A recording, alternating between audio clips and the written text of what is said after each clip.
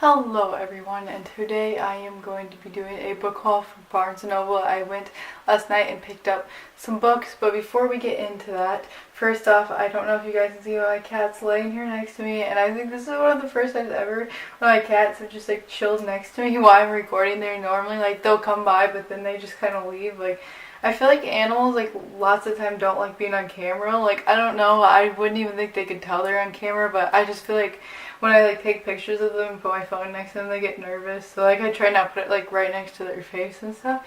So like whenever I bring out my camera, they normally just kind of walk around and do their own thing. But the fact that he's letting me like pet him right now is so cute. But anyways, so before we get into the actual like book part of this, so it was actually kind of interesting last night. So me and my mom went there, and the Barnes and Noble, like whatever you want to call it, like the like I don't even know what to call it, but like it's like where there's a few stores like attached to that one, and they aren't like really like stores that people like shop at a lot. There's like this knick-knack store, and then I think there's an AT&T store or something. So it's not like the parking lot is normally too full, and like the big parking lot, so like there's normally barely any cars in the big parking lot, but it was like completely full last night, like completely full. There we could barely find a spot to park, and I'm like, there's no way all these people in Barnes and Noble, because like I mean people like to read, but like not enough for that parking lot to be full, and the other stores didn't seem like there'd be a ton of people in there. So we went in there, and like they had like Santa and elves in there like dressed up, and there's a lot of people there because the people brought their kids for that night to get pictures with Santa and see Santa, and they had all this like stuff, like the store was organized differently, and like part of me was like, oh, this really sucks, because like trying to find books to read, and I wanted this really calm environment, and there's all these little kids. But honestly, it made me so happy to just see all these little kids and their parents being together at a bookstore, and like I saw them looking at books, and like they came for Santa, but at the same time it was introducing people who may have not really liked reading before or thought much about it into like a bookstore, and making them look around, like, you know, because when you go to a bookstore, even if it's for something else, I feel like most people end up looking at books, and maybe they'll find a book for their kid that maybe they wouldn't have bought them have they not been in there for Santa. And I just thought it was really cool. Like, it's introducing all these kids to reading, and oh, it just made me so happy. And then on top of that, so I was in the YA section, and I was looking for a book, and I came around the corner, and this little girl, not like little, she was like, I'm bad with ages, but if I had to guess, somewhere between 10 and 12, and she was looking at a book, and I looked over, and she took out her phone and was like taking pictures of like different books, like a few books, and I'm pretty sure she was a mini little bookstagrammer, and I just freaking warmed my heart. Like, it makes me so happy, because I feel like so many people in my generation are just like have this label of like, not like, people think we don't like to read, and like all we do is be on our phones, and like it just made me so happy to see like somebody younger interested in reading like that. And I know I'm young, I'm 17, but like I thought, like I've never seen like a young kid like that. Like, possibly what I'm thinking, she was probably a bookstagrammer, and I feel like I'm like the youngest one out there, because like lots of people on BookTube and Bookstagram are like in their 20s, and like it's so nice to see like people younger than me using it. Oh, and then I have something else to talk about. So the Starbucks close to me, it's just a Starbucks. I think it's with like a Martin's, and so it's not with the Barnes & Noble, but basically in the summer, like I went there a lot, and I always got strawberries and cream during the summer, and the lady there, when I was getting it, she told me, this is the last day we're gonna have it, we're gonna have the serious strawberry stuff now, and I was like, oh, okay. And I was kind of disappointed, but I thought the serious strawberry stuff would be good, but sadly it was not very good. Well, I just thought all Starbucks got rid of strawberries and cream, but I went to this Barnes & Noble, which it's the closest Barnes & Noble to me, but it's like half an hour to 40 minutes away. But I was going to get Starbucks, and I was looking at the menu because I was 100% sure what I wanted to get, because I'm really not like in love with the drink. Like, I always get different stuff. Like, my like go-to drink was strawberries and cream, and I haven't found like a go-to, so I always like look at the menu and get new stuff. And I saw strawberries and cream, and I thought maybe they just hadn't got it off the menu, but I thought that'd be crazy because they would have so many people order it. Like, you know, if they didn't get off the menu, and if it wasn't like there, like they didn't have it, you think they'd get rid of it. So I went up there and I asked the lady, I was like, so do you still have like that strawberries and cream? And she's like, yeah. And I said that I had to ask because the Starbucks I live closest to got rid of it, and she was just like flabbergasted. Like, she had no idea why they get rid of it.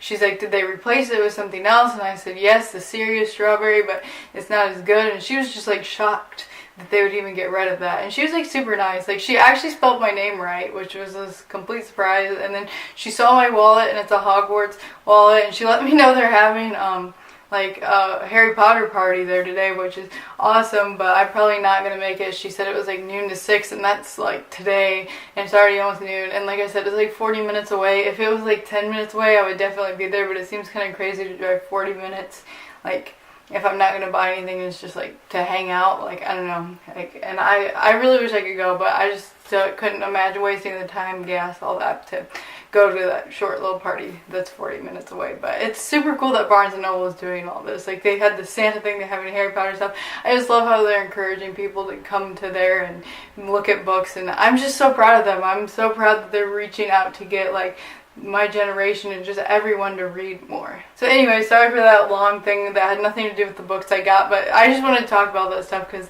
I'm just like really happy with like people going to Barnes & Noble, and like, I don't know, I was really happy after I left there. Like, my heart was warmed. I had more faith in humanity. But anyways, let's get into the books now. The first book I am going to talk about is Arch Enemies by Marissa Meyer, and this is the book I went in there to get. Like, when I went in there, this was the book I had in mind. I thought this might be the only book I got, but that was definitely not the case. So if you guys have not heard of this, it is the second book of its series, trilogy. I'm not sure, does it say? I don't know, it doesn't say. I don't know if she knows yet if it's going to be like a trilogy or a series or whatever. But we're just going to go with series since I don't know. So the first book is about these two different groups. There's one that is renegades, and the other, I don't even remember what the other group was now. I read this like a year ago. I'm sure it says in here. It's the anarchist. I don't know if I said that right. I probably butchered that. But anyways, so they basically, like, the renegades are good, and the anarchists, I can't even say it. I swear I used to say it and be fine. But anyways, they're like more evil, and Nova is part of the evil group. Since I can't freaking say the name, we're just gonna call it the evil group. And she decides to join the renegades to be a spy, so she can like tell her group what is going on, and so they can defeat the renegades, because they don't like the renegades. The renegades are kind of like who protects all the citizens, and they feel like the renegades don't really protect. They make everyone weak because people rely on them. They don't feel like they're reliable, and they think people should learn how to defend themselves. So they're trying to take the renegades down, and she becomes a spy, and like, she's part of the renegades, and the renegades think that she is on their side, but she is actually going to tell her group what they're up to so they can plot against them. So this is the second book, and yeah, I'm super excited. Like, I haven't even read like what it is exactly about this book.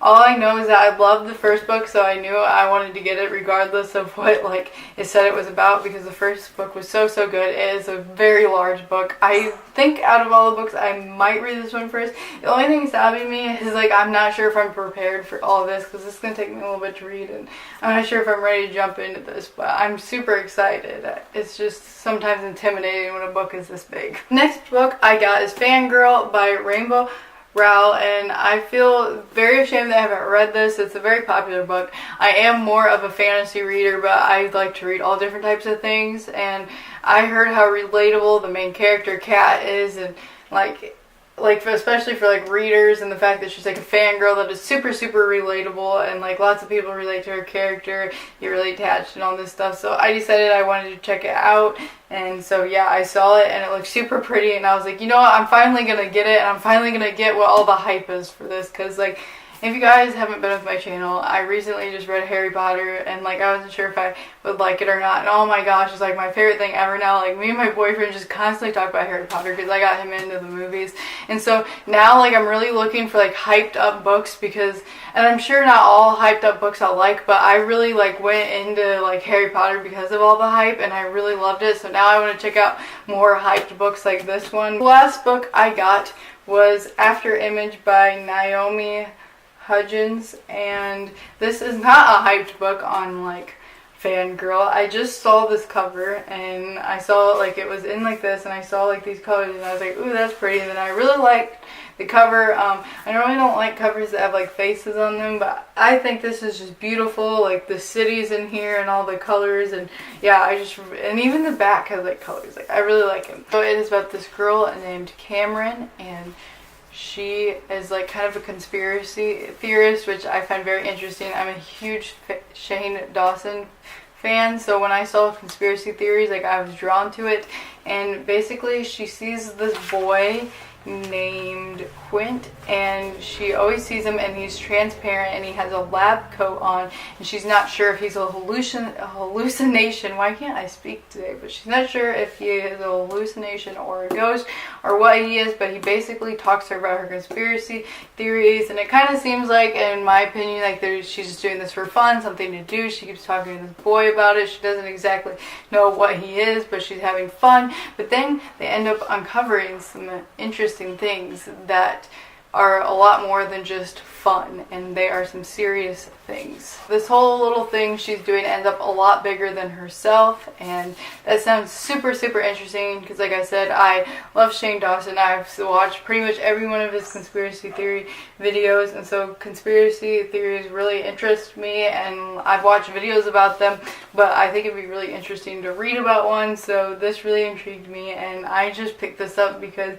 of it sounded interesting, actually not for like hype or that I read another book in the series. Like this was the one book that I caught my attention, and I got just on the fact of the cover and what it was about. So I'm super excited to read this. So that is all the books I got. I know it's not like an extremely like big haul, but I normally don't get a lot of books at one time for money stuff. Like I don't want to go buy 10 books like some booktubers do because I don't have the money to go do that. But I hope you guys enjoyed. Tell me below what book I should read first, what sounds the most interesting, or if you've read one of them, what you thought. So yeah, let me know which one I should read first because I have no idea what to read first.